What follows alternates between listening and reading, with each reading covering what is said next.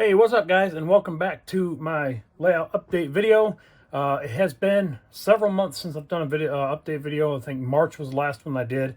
I actually had to go back and watch them to kind of see what I was working on at the time and what I told you guys what was going on with the layout. That way I can try to pick up where I left off, and we can cover what I've done over the summer. It's been a busy summer. Didn't get a lot done on the layout. Coming up into the colder months now. It's close to Christmas, and I've got a lot of things that were pending in March finished with the bridges. Those are completed. I'm really happy with those. I'm going to show you what I've done to solve and continue on getting rid of some of the issues that I had with them. And I'm getting ready to work on my first industry over here on this, the mid shelf. And we'll talk about that for a few minutes, and that'll be it. I just want to give you an update of where we're at. All right, guys, so the last time we took a look at the layout, I was just finishing up this double track bridge here.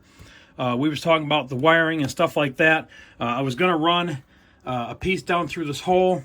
It's all run on phone jacks, 2.5 millimeter phone jacks.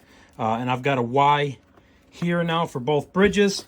And I had the wires tucked around the outside, coming up through here and then into that hole, and that kind of looks shitty. So I took the bridge out and I got to looking at it, and the chooch abutments are actually quite soft. So I drilled a hole, and you can't really see it, but I drilled a hole dead center up here at the top, and I went ahead and hot glued the wires in so I didn't pull them out. And then when I lay the bridges in, I feed it into that center hole, and everything's hidden. And you can kind of see it right back here in this one. Just a little bit. You can see it going right through the middle. And then again, there's all the wiring. I got extra, but I didn't know how much I would need. But you can see it's all tucked back in there, and it'll be covered up with the fascia. And then I'm going to make a panel here when the landscaping's done. That'll be removable so that I can reach right in here and unplug it, and then take the bridges out when I need to access the windows or any of the landscaping. I've got the bridges painted now. I think this one had the first coat of paint on it, but now I've got most of the weathering paint on it. I was going to do a chipping effect on it, and I don't like these. These are extremely, extremely fragile. So salt chipping is just not an option. I did some test pieces out in the building over the summertime and broke several of these, and I don't have any to replace any of those if I break them now. So I don't want to do a salt chip effect on those. So I don't know, I might just leave them just the way they are for now and just not worry about it. I did have a really nice green color that I wanted to paint all the bridges and then do some kind of a chipping effect on it, but now I'm not really sure how to do that. So anyway, as far as the painting goes, that's it with those. I got the back one done. Tried a couple different color techniques on that one, so it's got a little bit more of a reddish color to it. And then the long one up here, again, tried some different color variations on that. A little more pinks and oranges in that. Turned out really good. The only thing left up here is I don't have the center tracks coming out, the guide tracks. I got the abutments are glued in and everything's set. I did a little pre-landscaping here. I've got to go ahead and finish this off, close that hole up. But you can see underneath, right there's where the wire goes through and connects to the bridge.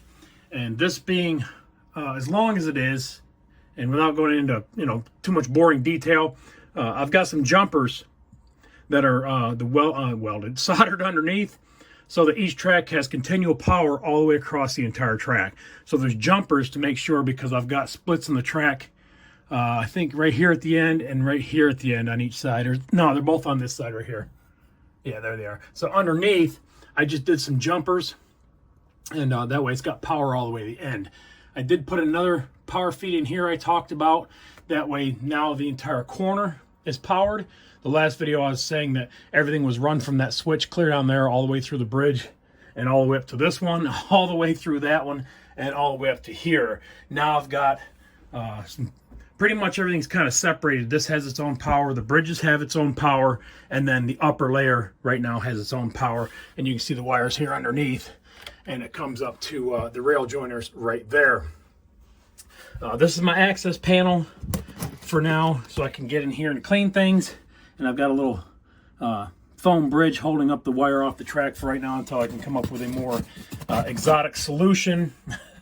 I did the inserts down here for, sorry about the angles and shit, my microphone's in the way, for my tunnel liners. Same thing I did on the other side. I don't have those painted yet, but it's pretty much the same thing as this right here. And those are just roughly painted. I'll go through and do a better job of those when I'm ready to mess with that. And then I've got this corner piece here that sets up against those.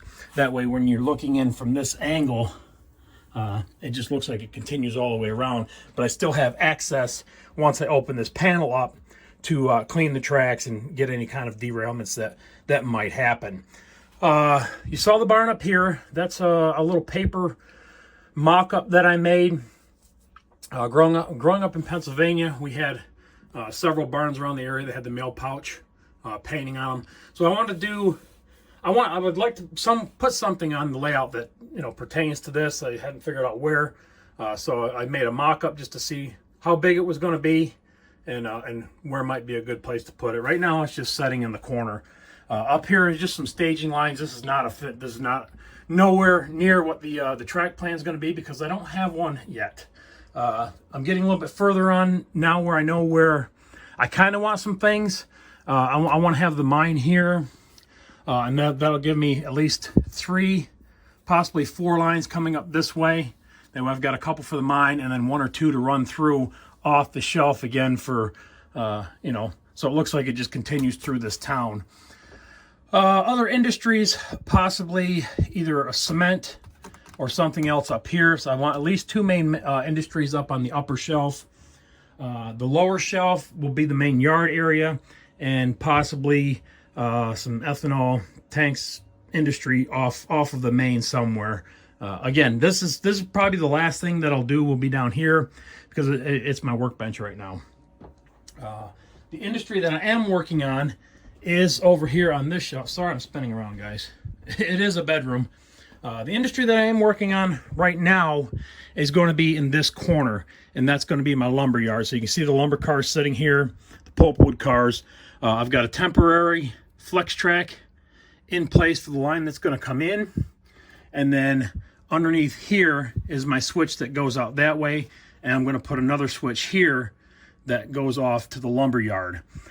This lumber yard is going to be my very first scratch-built project ever, and I'm following Thomas Klimovsky, if I say his name correctly, I hope.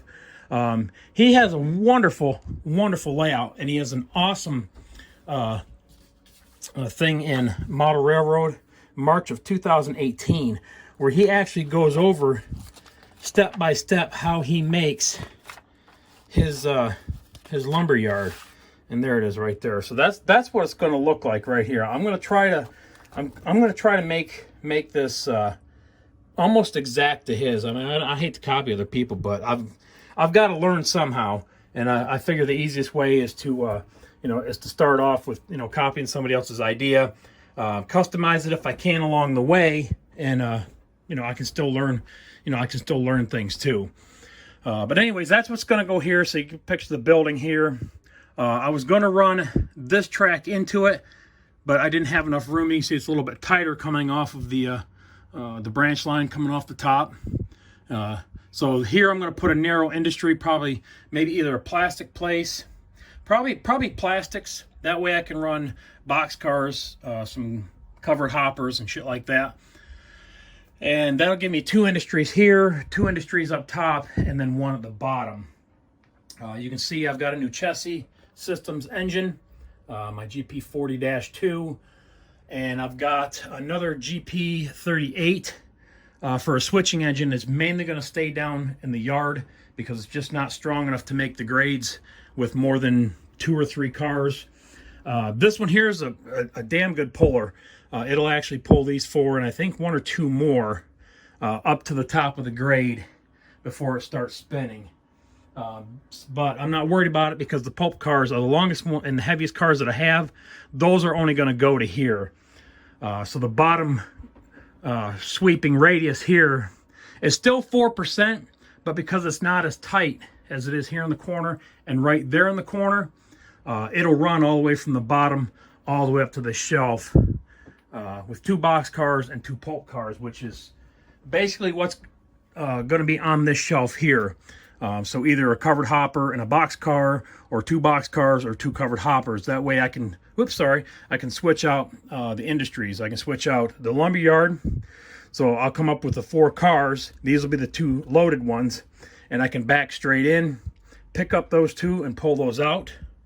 And then there's enough where I can drop those 2 off back here, pull forward, drop off the 2 loaded ones, come back, go up to the top here, drop off the 2 box cars or whatever, then come back down, or pull out whatever's up here that's empty and connect onto the other 2 that are empty, and then take those 4 cars back down. It sounds complicated, and it is, but it isn't. It works great for the type of layout that I have. I think it's going to be a lot better than my original thoughts a year and a half ago. So I'm really excited to get started on that, probably in January. I'm going to try to do some videos on it. That way you guys can follow along and see what I'm doing. And we'll get that done. And I'm sure that'll probably take a couple months to get that set. And then I'll do that industry. And then this shelf will pretty much be complete as far as that goes. None of the track is glued down or anything. The road bed is on the 2 main lines, but the tracks aren't, because I want to make sure everything runs sufficiently and I don't have any problems with it and I'm happy with it before I do any kind of final work on the track. So that's where we're at right now, guys. I will try to do another update video maybe late January or February.